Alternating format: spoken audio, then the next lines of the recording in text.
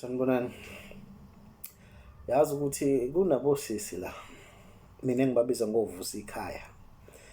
Isizathu sokuthi ngibabize ngovusa ikhaya, kweminye imizi kuyenzeka umfana angabi khona, uthothene umama benobaba bazela amantombazane kuphela, kodwa idlozi kube khona lelizofika nje umbone ukuthi ufika kwakhe emhlabeni la limlethe ngenhloso yokuthi uzoba yindoda la ekhaya noma uzoba ubhuti la ekhaya. Ubone ukuthi uyena avusa ikhaya lo noma uvusa umuzi mothanda, because ngisho kuthiwa liyavela ithuba lomendo noma umgano, kodwa yena into angayicabangi leyo.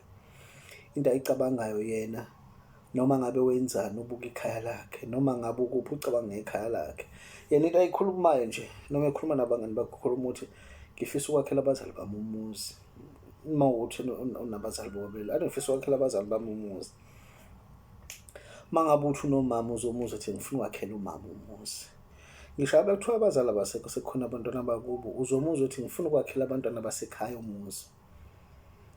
Umuntu wesifazane ongafuni ukuhamba ayogana eshiye ikubo liyihlane. Umuntu wesifazane ongathandi ukuthi ashiye ikubo ayophila kamnandi kweminye imizi lapho ezogana khona, kodwa ikubo lingakafiki le standard asifunayo. Uvusa ikhaya labo bantu besifazane labo, eminye imizi kuyakhalwa kuthiwa kuyakhalwa kuthiwa ayi, angimzalanga umfana kunaleso silonda, kanti ababona ukuthi uNkulunkulu unedlozi balisivalile leso sikhala, ngoba amandla nomqondo nokucabanga komuntu wesilisa bakufakile komunye walabo sisi. Ngikhuluma ukuthi kunomuntu wesifazane ofisayo bakithi omunye ukuthi mhlawumbe ngelinye ilanga agane, kanti idlozi ufike emhlabeni livele lazi ukuthi ngeke aze agane. Lizomnika amandla, limphathisile umqondo namandla ukuthi uzovusa leli khaya. Kweminye imizi ukhona lo sisi onjalo, ngisho kuthiwa bakhona obhuti bakhona, and lokho akakuthenganga ukuthi abe nesithunzi namandla ukuthi abeyovusa ikhaya, kodwa ufike nako nje uphiwe. Kuyazenzakalela ngisho kwenziwa into, kukhona into ethuma abantu kuyena uthi ake sibuze kubani bani, ake sibuze kusisi nozibani. Naku sesigxakile manje, usisi nozibani uzoba nesixazululo. Kukuyena uphiwe kona ukuthi uzoba umxazululo wey'nkinga zala ekhaya, uzobe umvusi womuzi wala ekhaya. Labo bantu labo abantu ongeke ubalinge ngalutho uma kukhulunywa ngekhaya labo.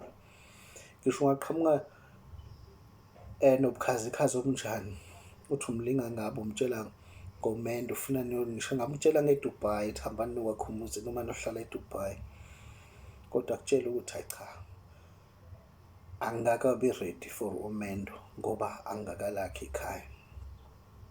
Angikakabi ready for ini ngoba ngisafuna ukuthi ngibone abazali bami behlele emzini onje, noma iy'ngane zakithi zihlele emzini onje.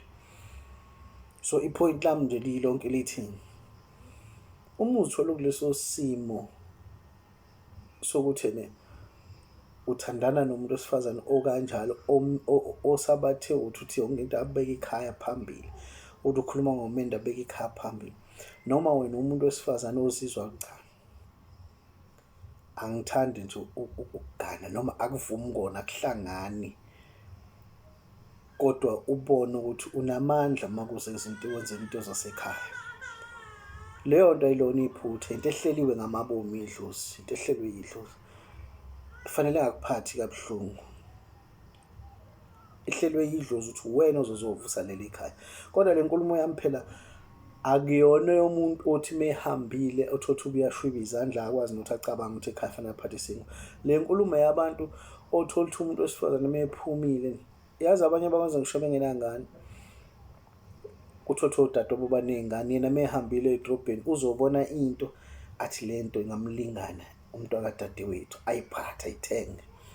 Uzobona uswidi engenangane awuthenge, uphathele iy'ngane zodadewabo nezabafowabo. Umuntu owazi ukuthi nefanele ngiphathe isinkwa uma ngiphumile, ongakwazi ukubuyela ngisa izandla mekade edolobheni lowo muntu wesifazane onjalo uyisibusiso kulelo gceke lalapha ekhaya mekhona, uyena avusa ikhaya lelo. Abanye omama babalisela abafana, babhizi babalisela abafana, kanti idlozi liphendulile imithandazo yabo. Amandla nomqondo abebewukhalela kumfana ukhona khona la emantombazaneni wakhe wena.